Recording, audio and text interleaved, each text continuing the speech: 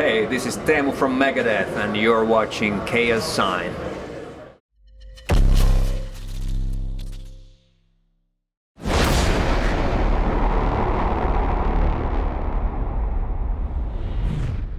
Okay, so hello everyone, Chaoszine is today here at Mystic Festival in Poland and I have Teemu from Megadeth as guest.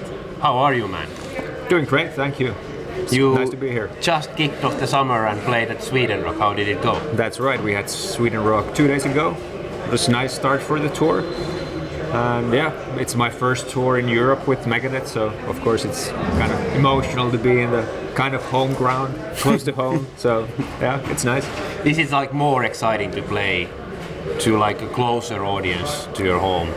Well, it's more familiar for sure. Yeah. Now we did the North American tour last fall, and then we did South America now in April. And of course that was very exotic. Yeah. I had never been even there before, further than Mexico, so South America was like amazing and crazy.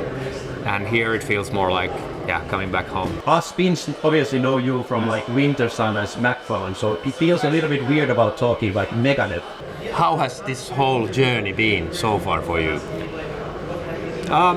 Everything has happened pretty fast, it feels Yeah. like.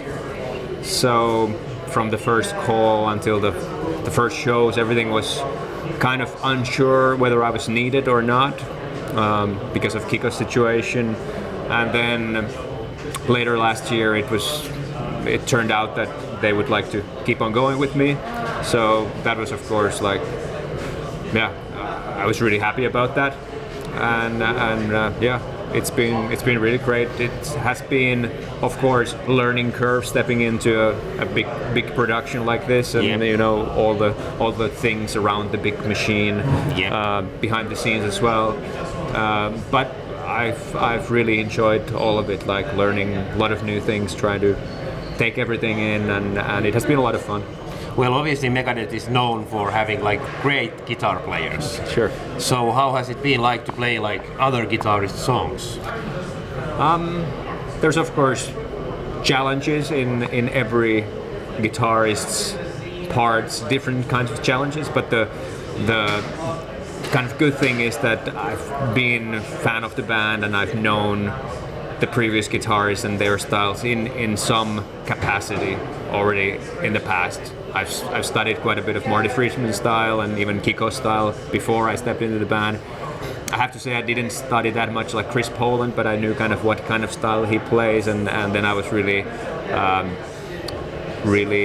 curious to find out that he has some of these more bluesy and fusiony things, which I also learned before, and so it has been really interesting and enjoyable to have not only like one style that you need to handle and play well, but kind of from all these different guitars. Dave's rhythm playing, of course, and then you know all the solo guitarists, the lead guitarists who have been in the band. I try to, you know, pay respect to everybody, not necessarily try to imitate 100% each one of them. So you want to have your own style still to the songs? Yeah, I mean, I do want to respect the songs, and if I think of myself as a fan, if I go to see a band that I I'd like to hear the solos as they are on the record, because that's how I know them.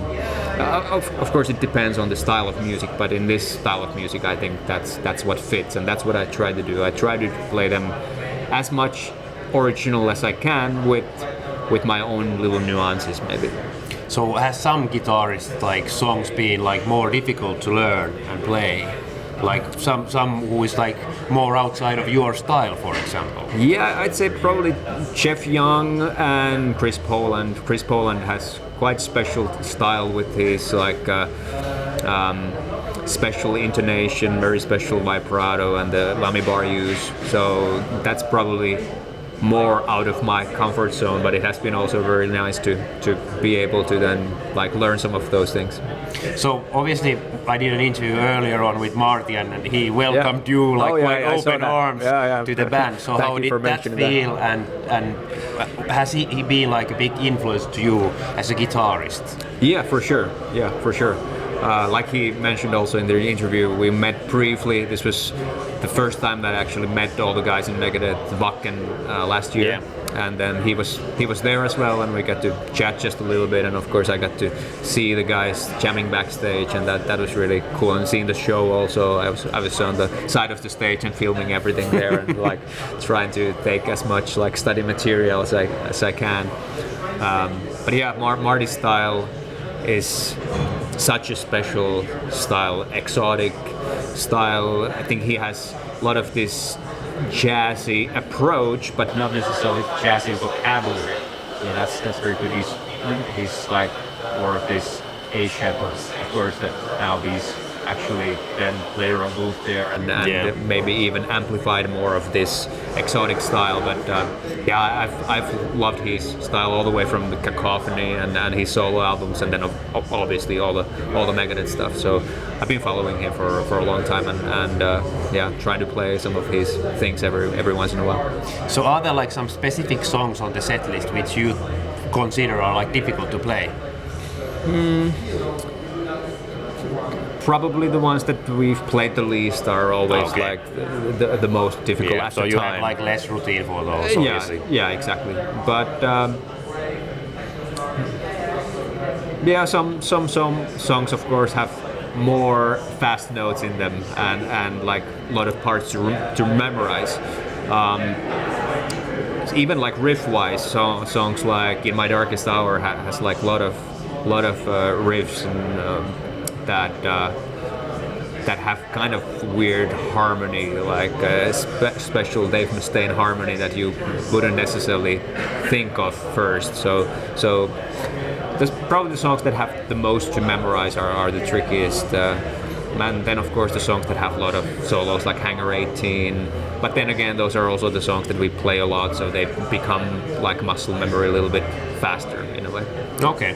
And there has been a little talk about the next phase of Megadeth, which would actually include you also doing an album with the guys.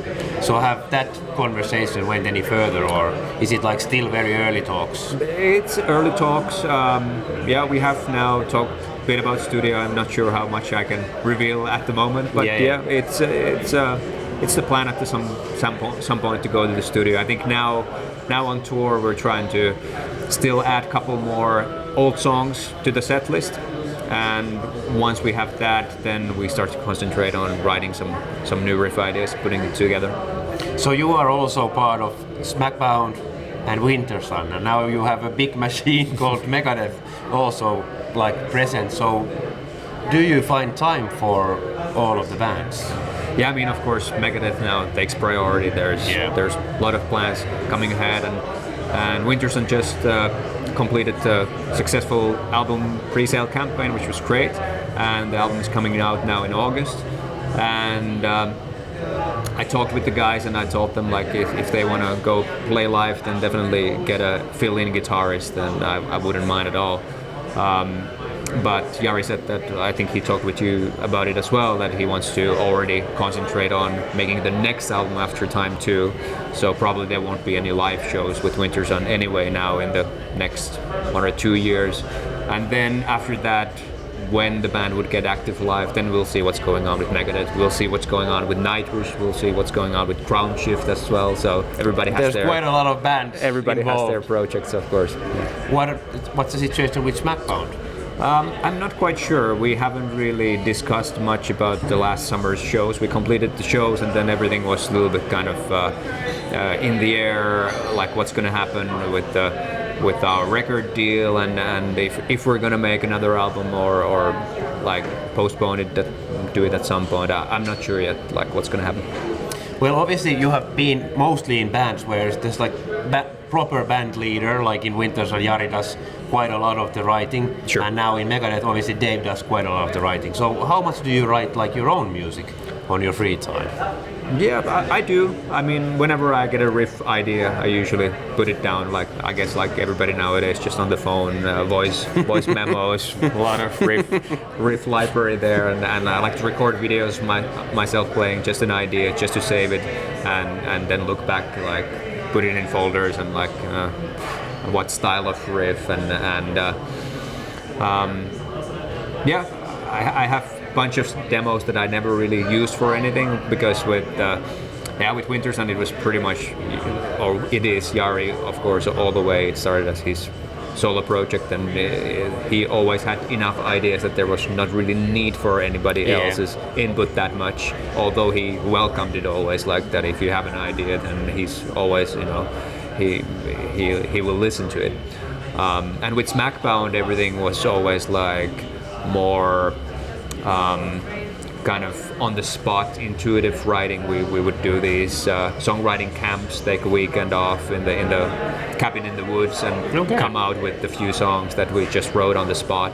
And that's how we wrote all the Smackbound songs, the 2 albums so far.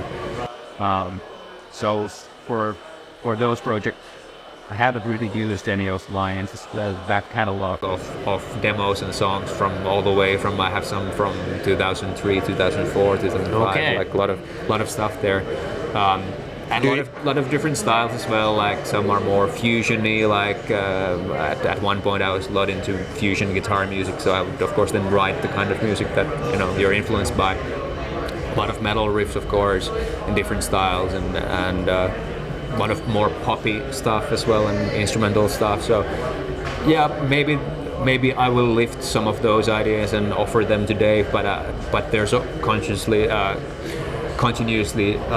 new ideas of course coming as well. So I think I will probably do more of that, and then at some point if there's like downtime, then maybe I'll see what I do with those old ideas. Maybe put something together, like a solo album has been something that I would love to do, and a lot of friends are asking like, oh, when is your solo album coming? But of course now it's not a priority at all. You already guessed my next question.